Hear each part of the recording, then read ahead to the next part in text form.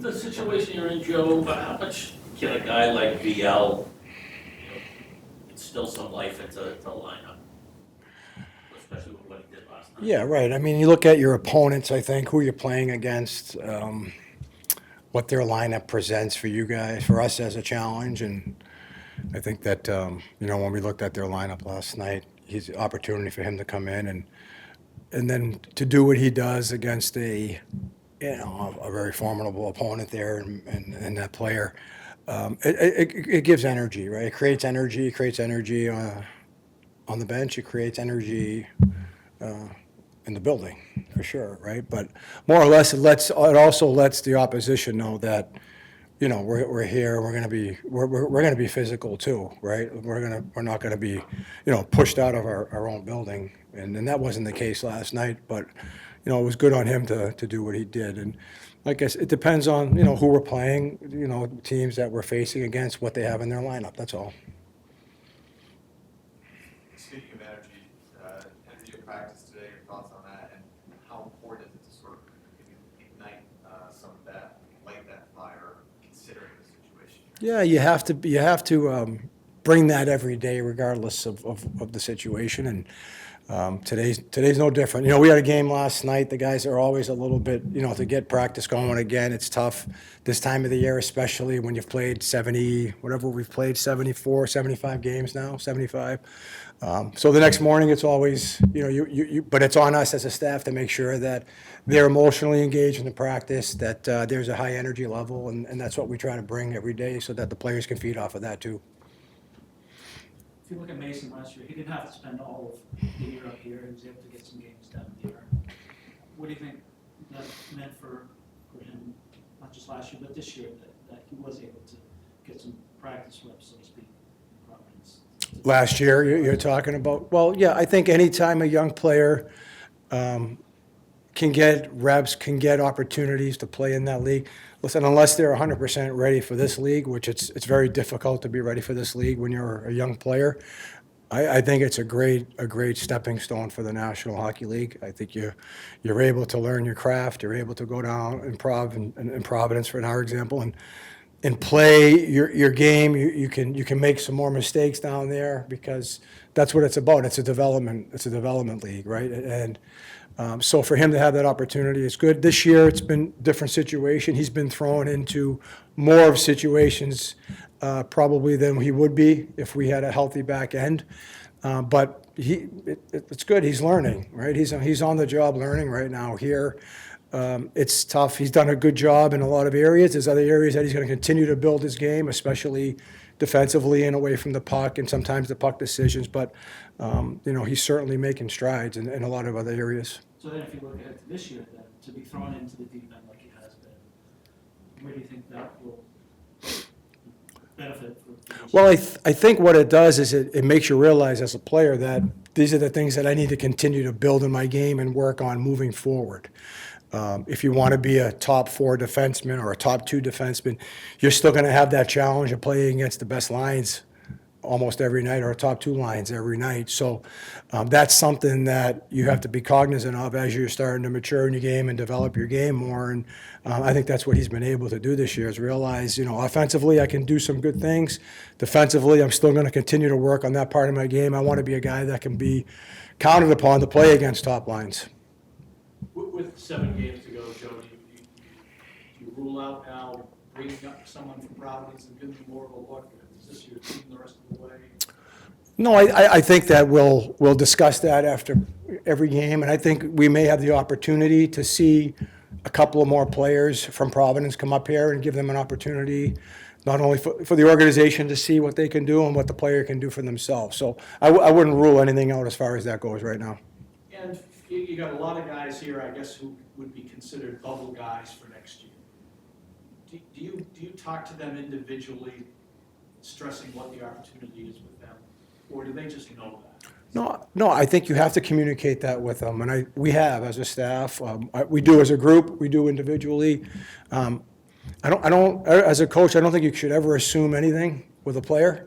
I think it's important that you communicate the message to them that you want to get across. Just because you think they might know, they may not. So it is important for them to realize if it's the opportunity that they're seeking to be a consistent NHL player, if it's an opportunity for a young player to show the organization what he can do, it's important that they know that, and that it's important that they go out and they execute that on the ice. And I would assume they get that, and I would assume you assume they get that. Do they? I think they do, yeah. I would like to hope that they receive the message and they understand where it's coming from and the importance of it. Because it's important, because at the end of the day, you know, doesn't matter, you're always being judged in this game, whether when things are going really good or when things aren't going as well as you like, you're always being judged in this profession. Middlestad line showed some life from the second period on. For Middlestad, you know, in particular, do you think he's finding a comfort level? Yeah, I thought that line, like you said, we talked about this the other day with Mitzi, and I thought that last night, and especially in the second period, they were buzzing. You know, they had good zone time. Their cycle game looked good. They were connected, especially in the offensive zone. They had good spacing. So, and a lot of that had to do with Mitzi. All three guys just looked like they were in sync last night. So, we're hoping that that's something that he can continue to build off in his game. He's a pass-first guy. I've talked a little bit about him maybe putting the puck to the net at times more, because he's always, you know, he's a pass-first guy. That's his first thought. But just the ability to create some offense. Like you need scoring from other people in your team, right? And hopefully we can get that. We can't rely on certain guys all the time, and it's a good opportunity for him. How odd is it that this is the one and only trip to Montreal for you guys? Very odd. Yeah. I mean, I feel like there's something lost. Yeah, I mean, that's a team I think we should be, again, we don't control the schedule, but that's a team I feel like we should be playing 4 times during the season, right? 2 at home and 2 on the road, and this year we're only there once, I believe, right? Is that right? Just once there this year? Yeah, so, yeah, it does feel odd, but you know, for us, it's a good opportunity to try to make their chances of obviously progressing into the playoffs a little bit harder tomorrow night, play spoiler against them tomorrow night. Yeah, always fun to go back home. Yeah. Did you go, how far away? I live just on the South Shore, so 20 minutes from downtown. Yeah. Did you spend much time at the Bell Center as a kid? Yeah, I did go a few times, yeah.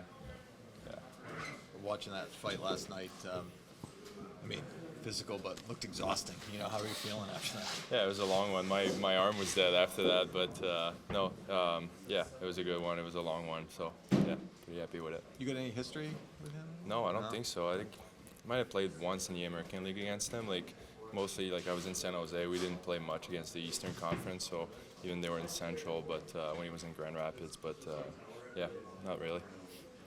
Doing this for a long time here in the WIA, how gratifying is it when you get into a scrap like that and then you see it gives life to the team? Yeah, I mean it's what you want. It's it's part of my job, just bringing energy and getting the crowd into it too. Just it brings everybody up. So yeah, that's what I do. Everyone's in a sort of different spot in their career arc. You've been at this a while. So do you feel sort of an expediency here to kind of make a mark? Yeah, I mean every time you get a chance up here, it's always about making the most of it, and I'm very grateful about being here. So it's about being consistent and doing what I do and playing in my role and my strength. So yeah, every time I'm up here, I'm trying to make the most of it. So do you keep in mind like what if you could define a career path to stay NHL full time? What that job definition looks like for you? I think the biggest thing is consistency. Just whenever I'm up here, like I can't take a game off. Just every game got to be 100% all in. So yeah, that's what I'm trying to do. And how's that feel when a guy's punch you in the face? Feels good. I like it. Do you like it when the helmets pop off too? I mean, that's a tough one because like his injuries and stuff, but it's better for the hands for sure. Yeah. I thought your bio says Rimouski.